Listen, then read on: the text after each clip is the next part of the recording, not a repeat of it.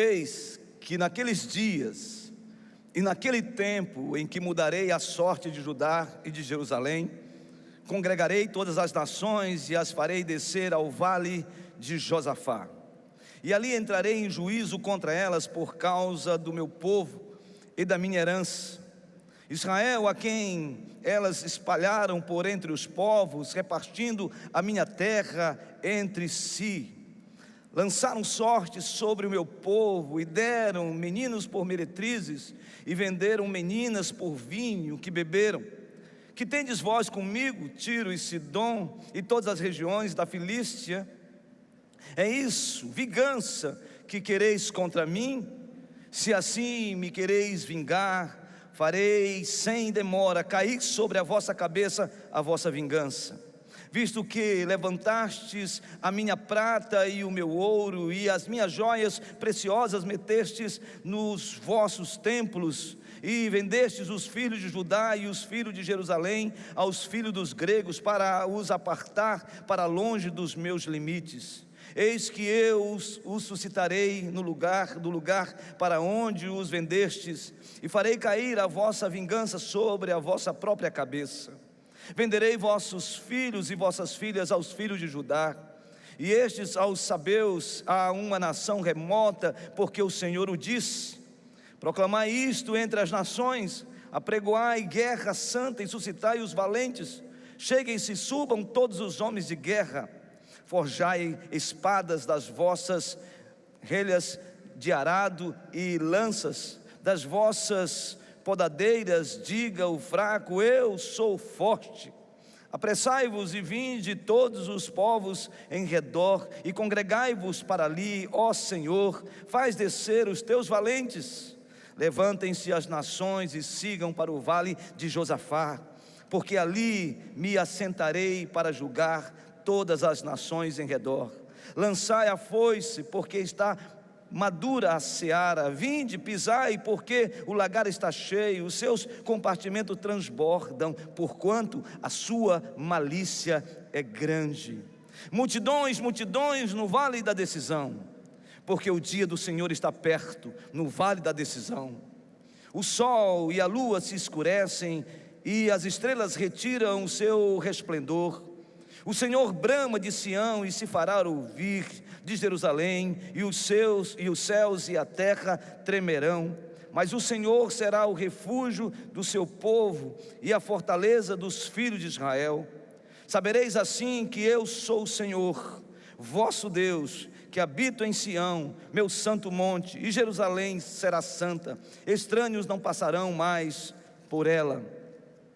E há de ser que naquele dia os montes destilarão mosto, e os outeiros manarão leite, e todos os rios de Judá estarão cheios de águas.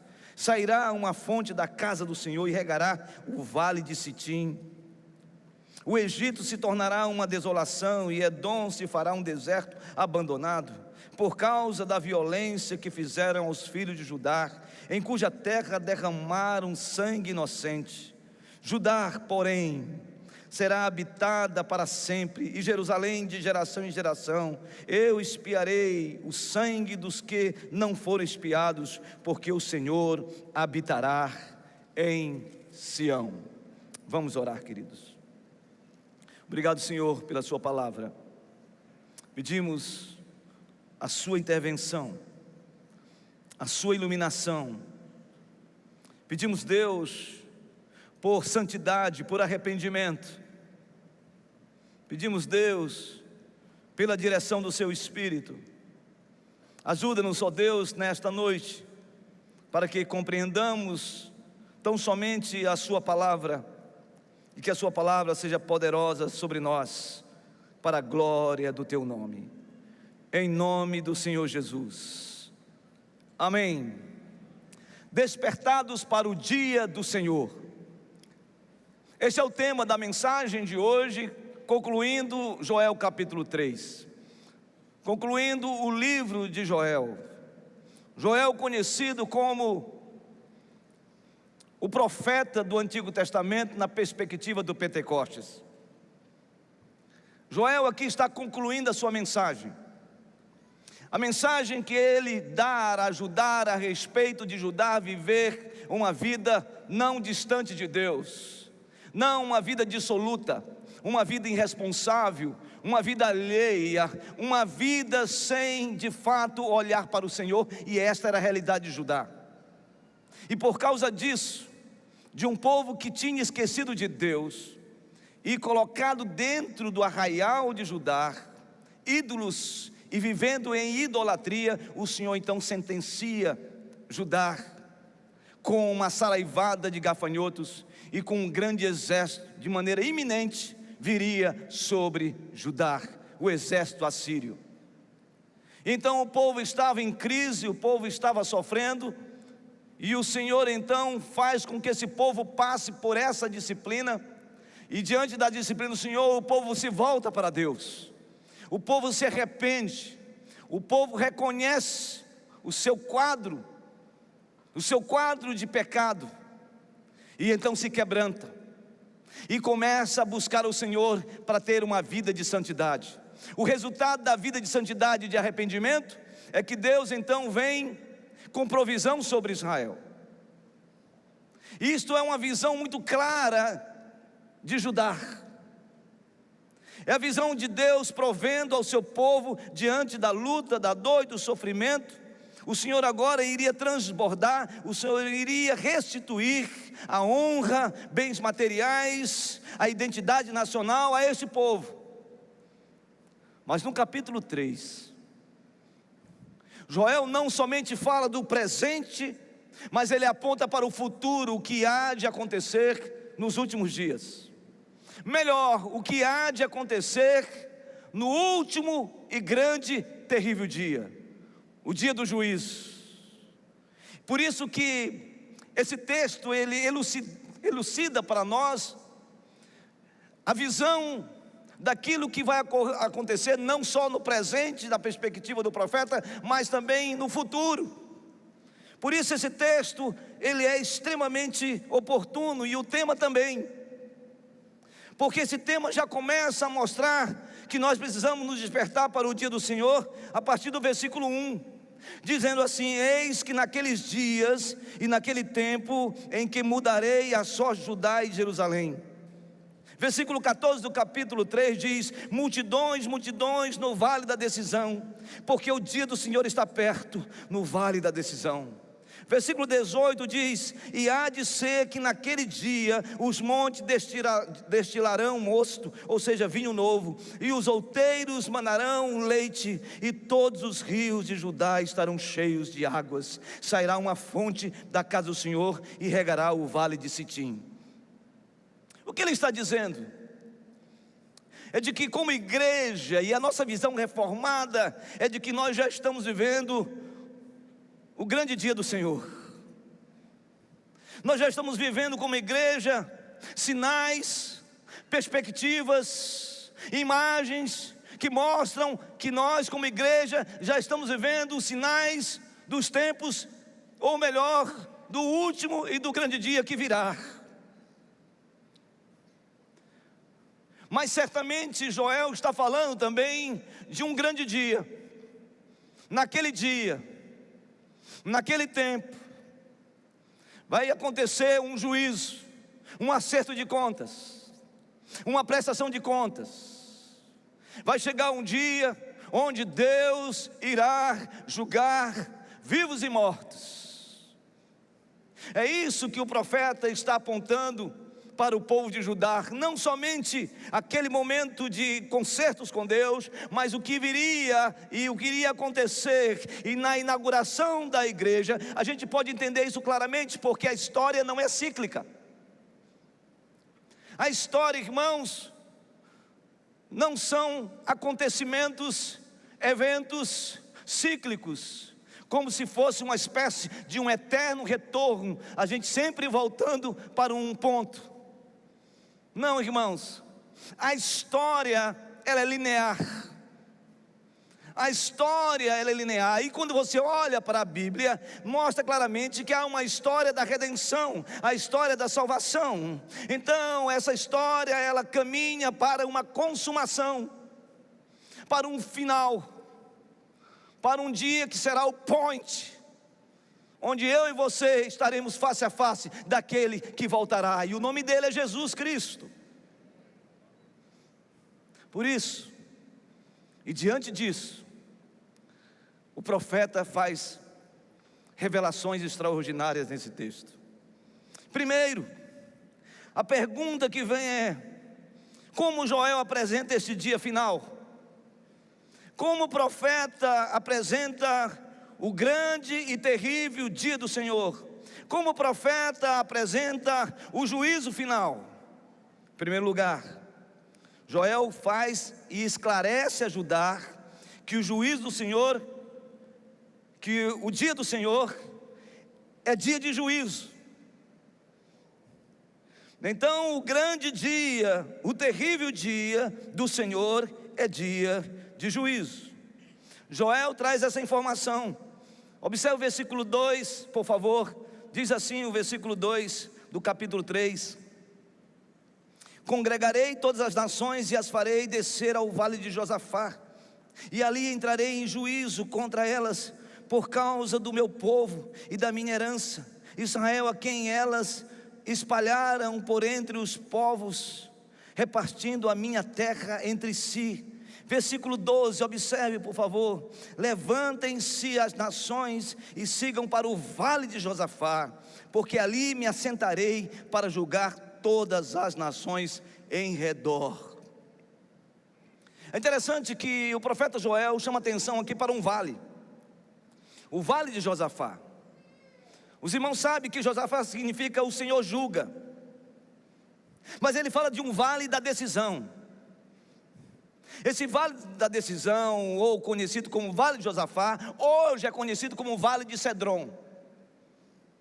Entre o Monte das Oliveiras e as muralhas de Jerusalém há um vale.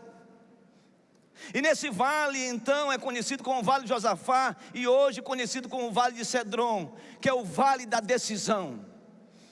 O que está dizendo aqui o profeta é que existe um lugar de acerto de contas, onde todas as nações, povos, tribos e raças estarão diante do Senhor.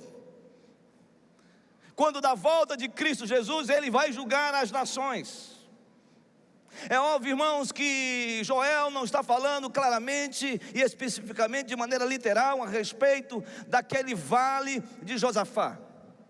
Ele está aqui aludindo a uma visão figurativa, dizendo de que vai acontecer um tempo, um momento e um lugar onde o Senhor irá julgar as nações, onde o Senhor irá julgar vivos e mortos, onde o Senhor irá julgar aqueles que morreram em Cristo e aqueles que morreram sem Cristo, aqueles que estão vivos e verão a volta do Filho do Homem, como aqueles que, ao contemplarem a volta do Filho do Homem, não se submeteram, não reconheceram a expiação, a morte vicária de Cristo na cruz do Calvário, para fazer com que eu e você pudéssemos receber de graça, a graça maravilhosa, a salvação. Então esse é o dia, e esse é o lugar. Será um lugar de julgamento, será um lugar de decisão.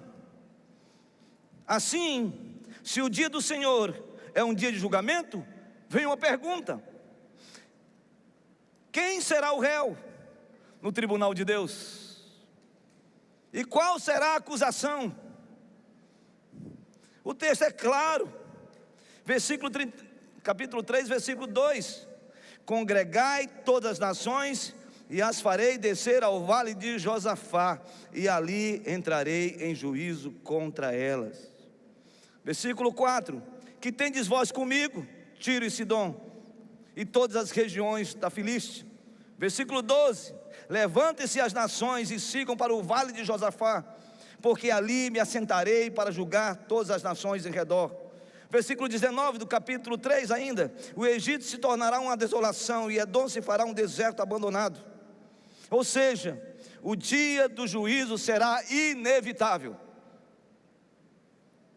Parece, irmãos, muitas vezes que nós vivemos num mundo que essa realidade espiritual está completamente despercebida e dissociada da nossa realidade como cristãos.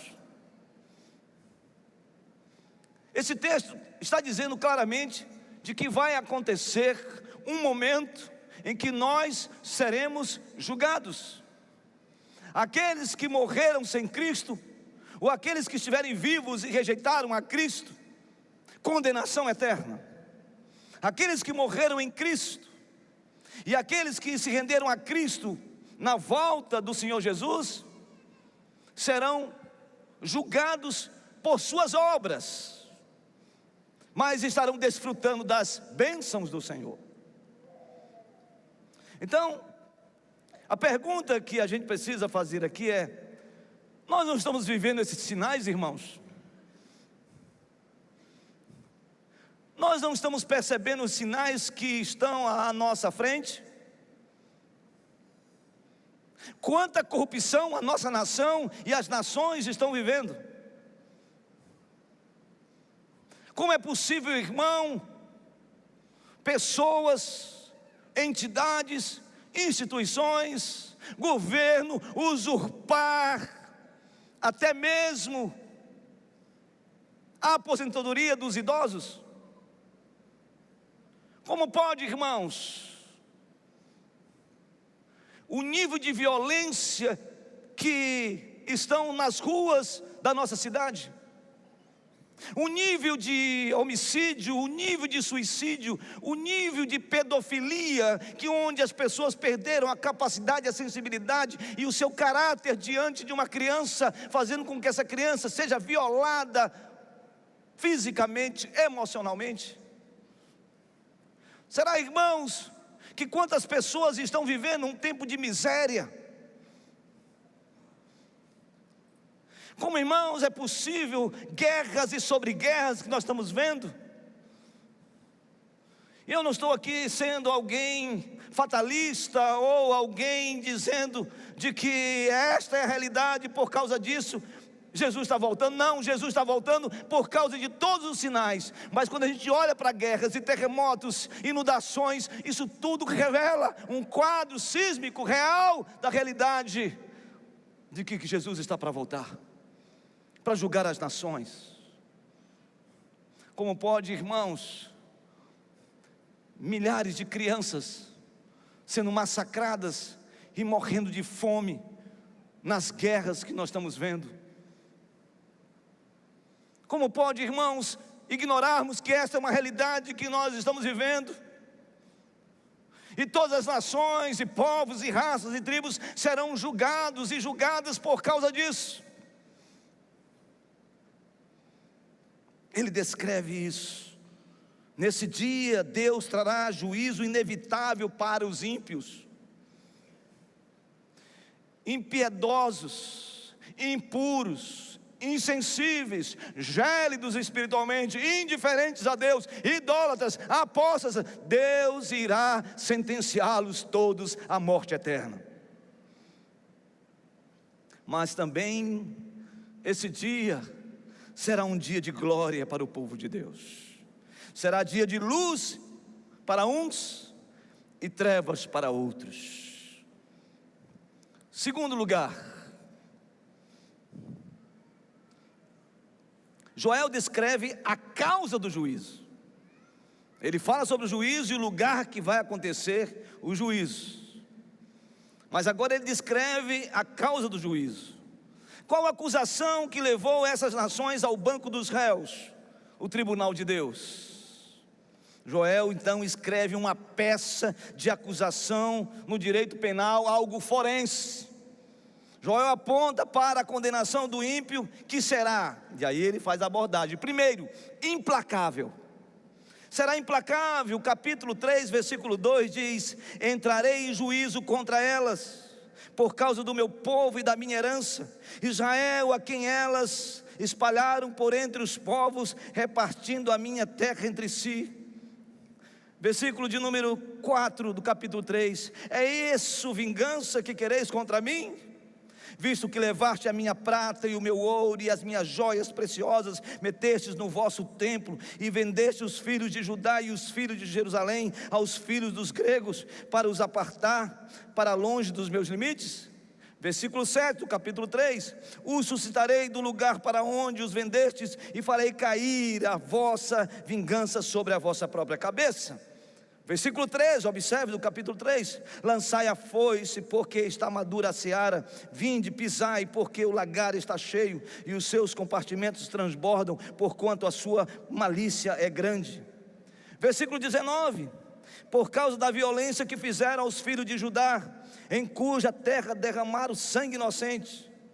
Lembre-se o que Joel está dizendo no versículo 1: dia do Senhor, naquele dia, naquele tempo, indicando esse grande dia, tudo isso vai acontecer, e essa será a acusação contra as nações que se levantaram contra Judá. E se nós fizermos uma analogia da fé, olhando para a realidade, o que ele está dizendo? Que no dia do juízo ele vai condenar todos aqueles que usurpam as crianças, que defraudam as pessoas, todos aqueles que arrancam do pobre ainda os seus bens, daqueles que engodam o dinheiro para si e por si, para viver uma vida dissoluta, olhando só para o bem material. Ele está dizendo de que as pessoas que colocam outras em cativeiro, em cativo, em subjugar, em colocar um tacão terrível sobre as pessoas, a ponto das pessoas não terem mais ar para respirar, porque são pessoas que tentam de todas as formas sufocar não somente a alma, a mente e até o corpo. Ele está falando sobre isso.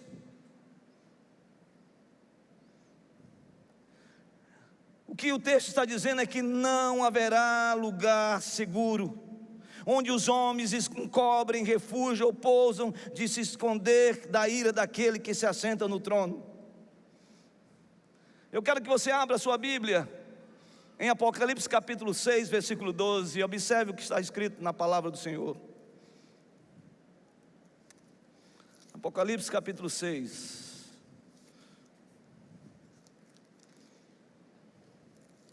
Versículo 12, diz assim a palavra do Senhor: vi quando o Cordeiro abriu o sexto selo, e sobreveio o grande terremoto. O sol se tornou negro como saco de crina, a lua toda como sangue, as estrelas do céu caíram pela terra, como a figueira quando abalada por vento forte deixa cair os seus figos verdes. E o céu recolheu-se como um pergaminho quando se enrola. Então todos os montes e ilhas foram movidos do seu lugar. Os reis da terra, os grandes, os comandantes, os ricos, os poderosos, e todo escravo e todo livre se escondem nas cavernas e nos penhascos dos montes. E disseram aos montes e aos rochedos: caí sobre nós e escondei-nos da face daquele que se assenta no trono e da ira do Cordeiro, porque chegou o grande dia da ira deles, e quem é que pode suster-se? Esse dia, meus irmãos, não é somente um dia implacável, inexorável, mas também é um dia terrível. Será um dia terrível o que vai acontecer no dia do juízo. Versículo 16 do capítulo 3 de Joel, diz assim: o Senhor brama de Sião, e se fará ouvir de Jerusalém, e os céus e a terra tremerão. O Senhor brama, o Senhor ruge como um leão. É assim que vai acontecer, irmãos. Deus se apresenta nesse tribunal como um leão que ruge, nenhum valente poderá enfrentá-lo. Ele triunfará sobre os seus inimigos. E quais são os inimigos? Quais são os inimigos no grande dia? No dia do juízo, o juízo final, um dia onde Deus irá julgar todos nós. Primeiro, ele fala aqui sobre o inimigo chamado a Grande Babilônia. Esse termo, a Grande Babilônia, é usado em relação ao império do engano, ao império da apostasia. E é exatamente isso que nós estamos vivendo. Há muitas pessoas que acham que a nossa luta, a batalha espiritual, é travada entre Deus e Satanás. Não, meus irmãos, Satanás já foi vencido, o Senhor é todo poderoso, Ele é o Deus poderoso, e Ele já venceu a morte, venceu Satanás e venceu todos, porque Ele é Deus. Mas há uma luta sim que se trava, uma luta entre a verdade e a mentira. Em Joel capítulo 8, versículo 44, nós encontramos de que o pai da mentira é Satanás. E todos aqueles que vivem na prática da mentira, sujeitos à mentira, e vivem uma vida mentirosa, esta pessoa continua sendo ainda filho do pai da mentira. Mas ele diz que esse contraponto dessa mentira é confrontado com a verdade. No mesmo capítulo 8, o Senhor Jesus fala algo contundente, no versículo 32, Ele diz: e conhecereis a verdade, e a verdade vos libertará. O que Ele está dizendo? É de que a verdade lança luz no meio das trevas, a verdade lança luz no meio de toda mentira, a verdade lança luz no meio da farsa, a verdade lança luz em meio à hipocrisia, a verdade de Deus lança luz àqueles que andam perdidos e que precisam da graça de Deus, porque Ele é a verdade, Ele é a vida e Ele é o caminho, e ninguém vem ao Pai senão por Jesus Cristo. Agora presta atenção nisso.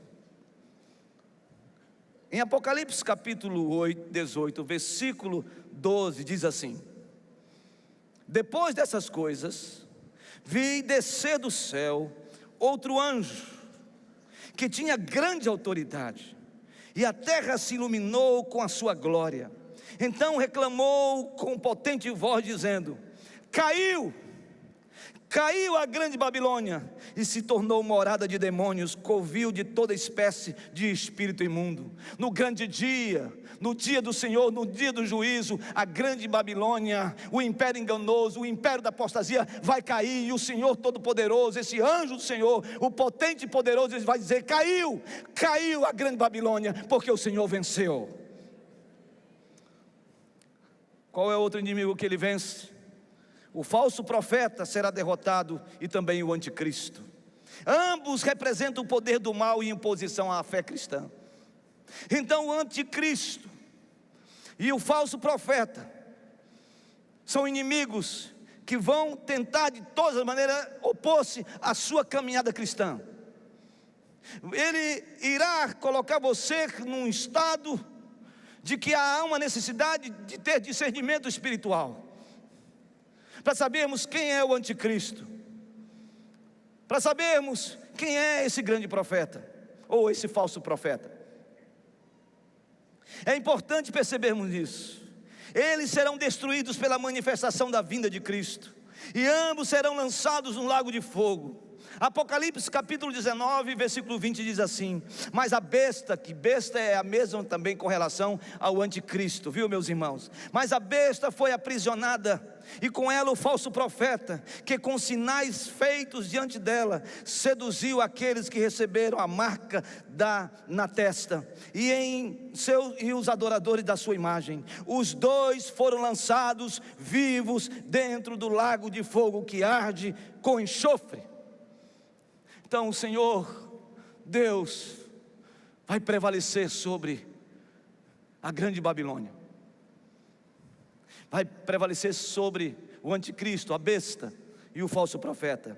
Mas continua: nesse grande dia o Senhor também vai vencer o diabo, o patrono do pecado. Ele será também lançado no fogo. Apocalipse capítulo 20, versículo 10 diz: o diabo, o sedutor deles, foi lançado para dentro do lago de fogo e enxofre, onde já se encontram não só a besta, como também o falso profeta. Serão atormentados de dia e de noite pelos séculos dos séculos. Mas ele também vence a morte e o inferno. Nesse grande dia, Diz assim, Apocalipse capítulo 20, versículo 14: então a morte e o inferno foram lançados para dentro do lago de fogo. Esta é a segunda morte, o lago de fogo. Então esse nosso Deus é poderoso, porque Ele no grande dia, Ele vai decretar a morte, o lançar no inferno todos os seus ardilosos inimigos, o falso profeta, a besta, que é o anticristo. Deus irá estabelecer o seu juízo nesse dia. A sua vitória será, irmãos, inevitável, será implacável, será inexorável. E finalmente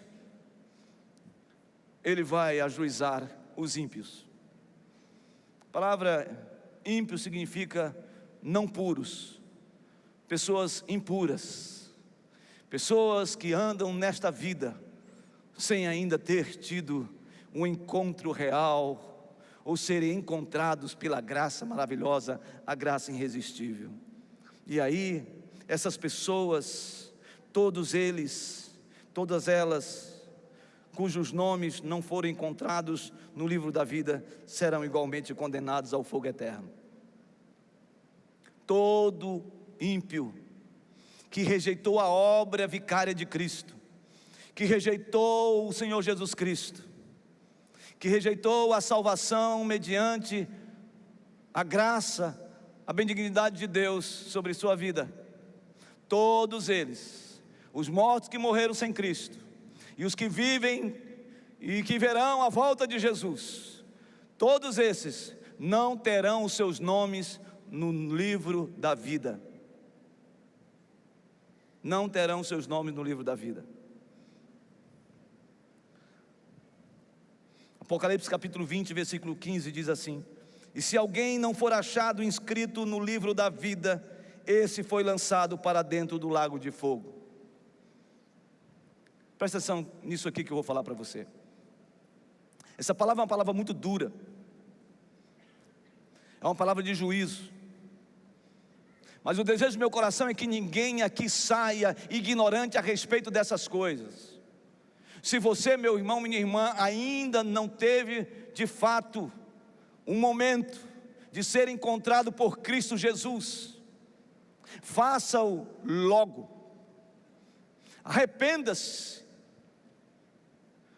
faça logo uma confissão de pecados, peça a Deus que Ele lhe visite, e pela misericórdia e graça dEle, da sua soberania, e se você estiver realmente sendo tocado pela ação do Espírito, volte-se para Deus, arrependa-se, porque nesta noite Deus pode fazer uma obra poderosa de salvação na sua vida, e o seu nome imediatamente será escrito no livro da vida.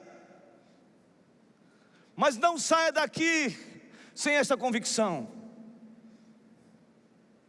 de eternidade. Mas eu quero falar agora para você, que já é do Senhor Jesus: não viva uma vida dissoluta, não viva uma vida irresponsável, não viva uma vida de pecaminosidade, não viva uma vida de indiferença, não viva uma vida de idolatria, não viva uma vida de apostasia, esquecendo o Senhor, abandonando o Senhor e seguindo outros deuses. Sabe por quê, meu irmão, minha irmã?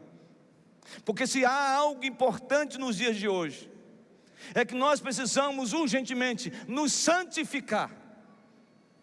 Sede santo como eu sou santo, diz o Senhor. É tempo de santidade, é tempo de voltar-se para Deus, é tempo de reconhecer a graça e a bondade de Deus, é tempo de quebrantamento, é tempo de arrependimento, é tempo de parar da gente ficar na superficialidade da vida cristã. É tempo da gente começar a olhar as coisas com mais clareza. É tempo de pararmos de falar mal dos outros. É tempo de pararmos de vivermos uma vida de pecado, de prostituição. Jovens, presta atenção nisso. Santifique o seu corpo. Volte-se para Deus. Saia da prostituição. E se você está cometendo prostituição com alguém, abandone agora em nome de Jesus, porque nós não sabemos quando será o dia do juízo do Senhor. E o meu desejo é que a igreja seja encontrada em santidade.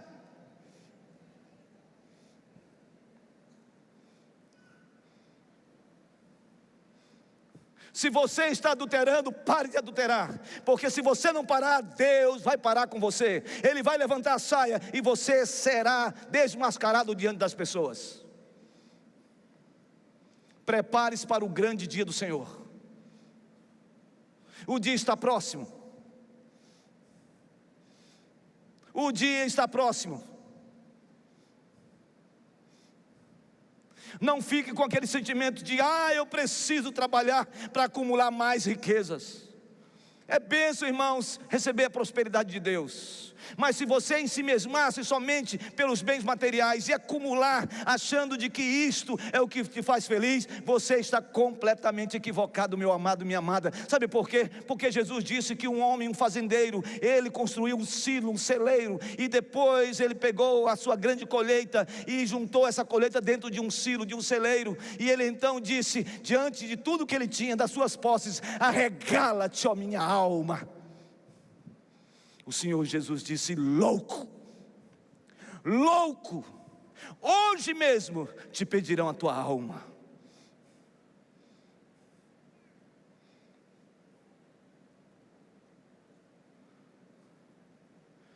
Está na hora da gente levar Deus a sério.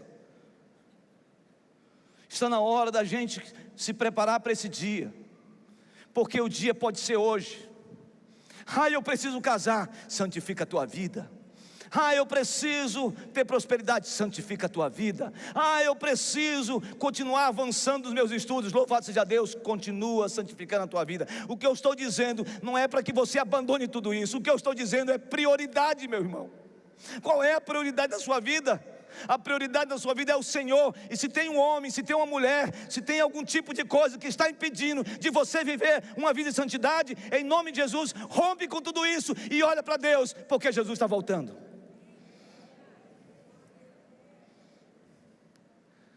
Mas em terceiro lugar,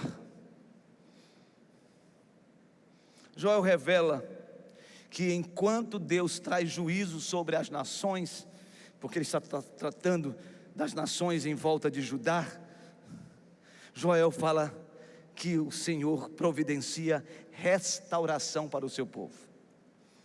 Isso é algo extraordinário. Joel está olhando para o presente de Judá. Joel está vendo o império assírio com o imperador Senaqueribe, o rei Senaqueribe, diante das portas de Judá, diante das portas de Jerusalém. E o Senhor diz: ele não vai entrar aí, porque eu sou o Senhor, Deus de vocês. Ele vai ser derrotado, eles irão bater em retirada. 180 mil morrem só numa noite desse exército. Eles fogem para Nínive e lá Senaqueribe morre. Deus estabelece o seu juízo sobre a nação que estava vilipendiando Judá. Mas o profeta está olhando para frente. Ele está falando de um outro acerto de contas. Ele está falando do grande, terrível dia. E ele está falando agora para não só o povo de Israel, mas ele está falando agora para o novo Israel de Deus, que tanto esse que vos fala, como você faz parte. Ele está falando agora para os cristãos no grande dia, no juízo, aqueles que foram lavados pelo sangue do Cordeiro. Ele está falando para essa gente, e apontando a perspectiva do texto bíblico de Joel, ele lança luz ao futuro do que irá acontecer. No presente ele diz no versículo 1: eis que naqueles dias e naquele tempo em que mudarei a sorte de Judá e Jerusalém. A expressão mudar sorte, na tradução da linguagem de hoje, diz algo muito interessante. É como ele dissesse: eu vou prosperar vocês, eu vou prosperar de novo vocês. Em outras palavras, o que ele está dizendo está expresso no versículo 18 do capítulo 3. Versículo 18 diz assim: e há de ser que naquele dia os montes destilarão mosto, ou seja, vinho novo, e os outeiros manarão leite, e todos os rios de Judá estarão cheios de águas. Sairá uma fonte da casa do Senhor e regará o vale mais inóspito, desértico, que é o vale de Sitim. Essas declarações indicam que o dia do Senhor para Judá e Jerusalém será um período de grande abundância e prosperidade. Eu creio que Deus vai fazer essa abundância na sua vida, essa prosperidade linda na sua vida, se você está vivendo um tempo de penúria, de luta, de batalha. Eu creio nisso, meu irmão, minha irmã. Joel capítulo 3, versículo 20 diz: Judá, porém, será habitada para sempre, e Jerusalém de geração em geração. Por último, Joel esclarece que o dia do Senhor será um dia de resgate. Versículo 7 do capítulo 3: eis que eu suscitarei do lugar para onde os vendestes. As crianças vendidas para a prostituição, as meninas sendo vendidas para a prostituição, o povo sendo massacrado, sendo tirado e sendo lançado no meio de outros povos para se miscigenarem, para viverem uma vida de idolatria.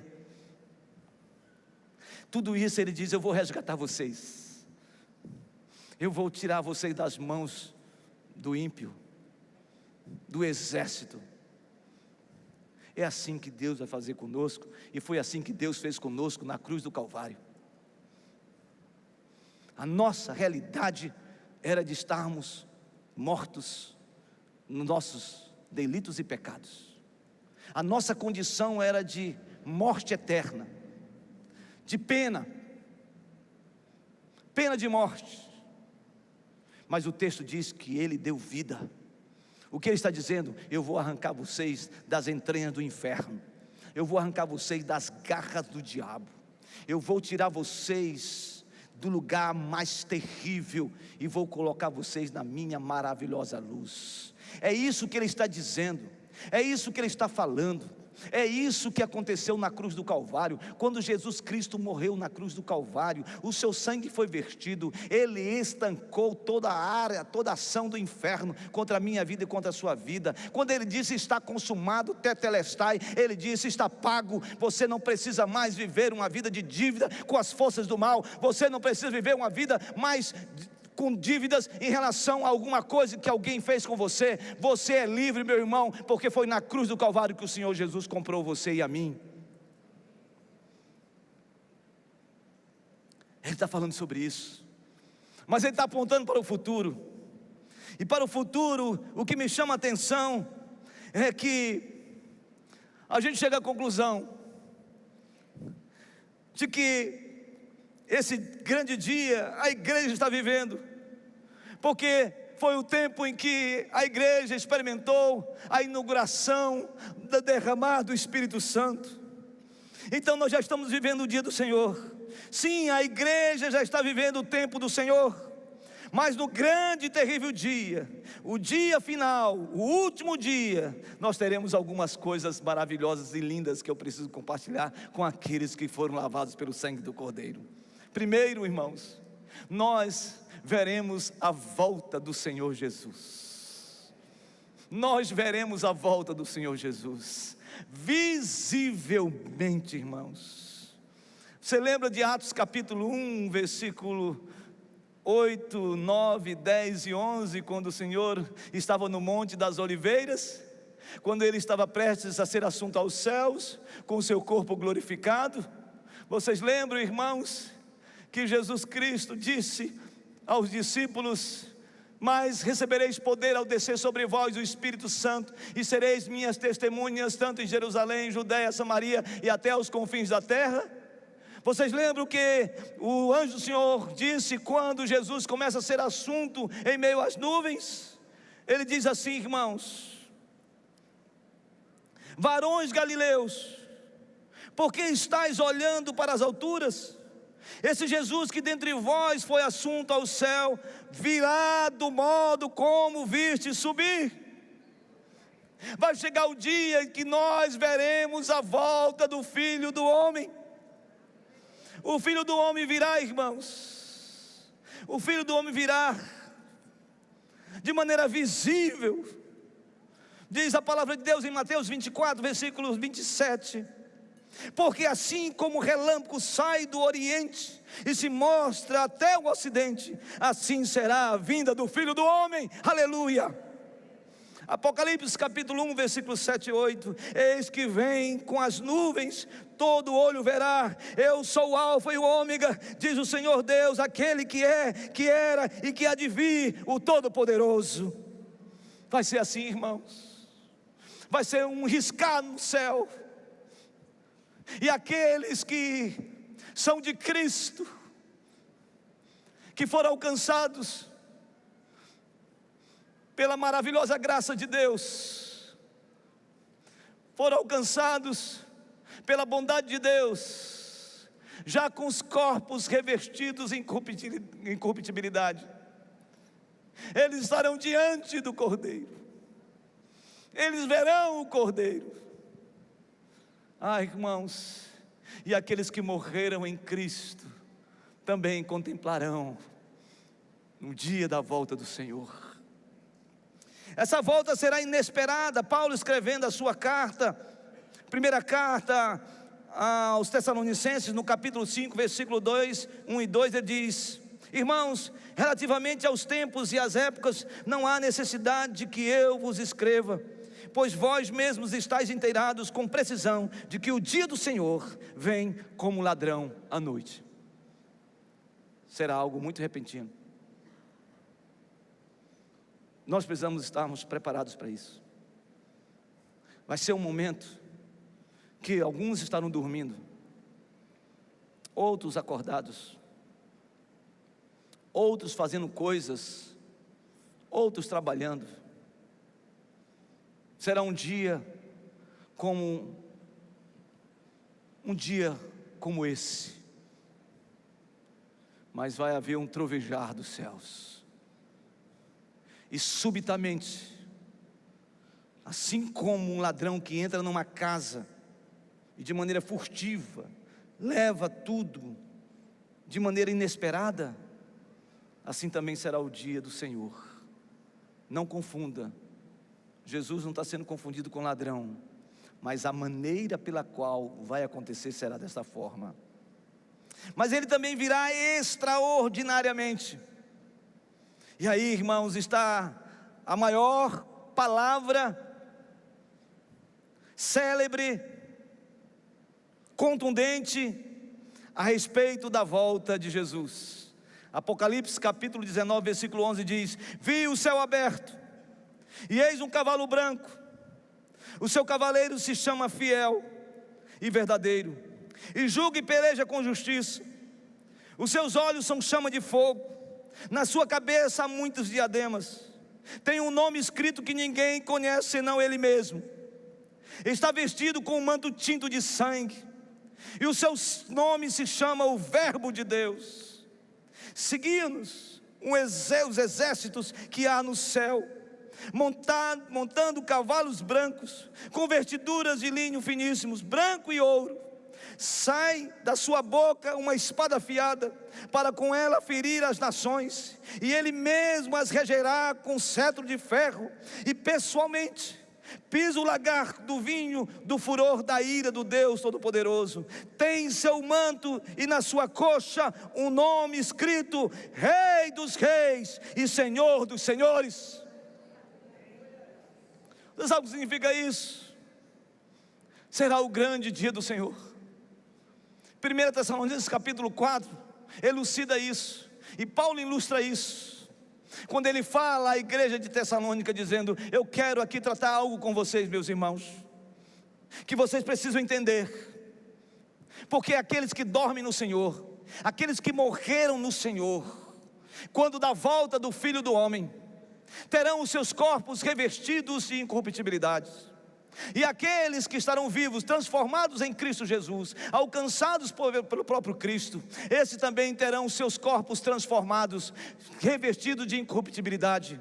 E nesse momento vai acontecer algo extraordinário, porque além desse mover sobrenatural de Deus, vai haver um clangor, vai haver um ressoar de uma trombeta ou de trombetas pelos anjos, e esse ressoar vai ser soprado nesse momento. E aí aqueles que morreram em Cristo, revestidos de incorruptibilidade, verão o Senhor. E aqueles que morreram, aqueles que vivem em Cristo e estão em Cristo, que contemplarão a volta de Cristo, também se juntarão diante do Senhor. E então a igreja de Deus se reúne nesse momento, e nesse momento a nova Jerusalém ataviada, onde não há dor, não haverá dor, onde não haverá morte, onde não haverá luto, onde não haverá mais lágrimas, porque Ele enxuga toda lágrima. Aquele que é o alfa e o ômega, aquele que é o primeiro e o último, Jesus Cristo Senhor, Ele vai voltar, e a igreja do Senhor se juntará a Ele e dirá a Ele a glória, o louvor, o domínio, a honra pelos séculos dos séculos. Aleluia, amém. É isso que vai acontecer nesse dia, irmãos,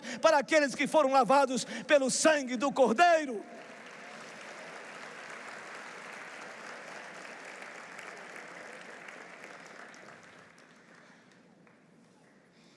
Eu quero concluir essa mensagem de hoje dizendo o seguinte: diante dessa exposição bíblica, é possível, irmãos, concluirmos que o dia do Senhor será um misto de tristeza e de grande alegria. Para os que serão julgados sem Cristo, juízo. Para os que terão a sua sorte mudada, porque se renderam a Cristo, foram alcançados pela irresistível graça de Deus. A esses, prosperidade, abundância, restauração, estabilidade perpétua, libertação, estabelecimento da justiça.